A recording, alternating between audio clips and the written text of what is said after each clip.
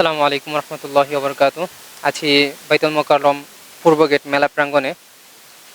মাসব্যাপী মেলার আজকে প্রায় সম্ভবত 12 অথবা 13 দিন শেষ হলো।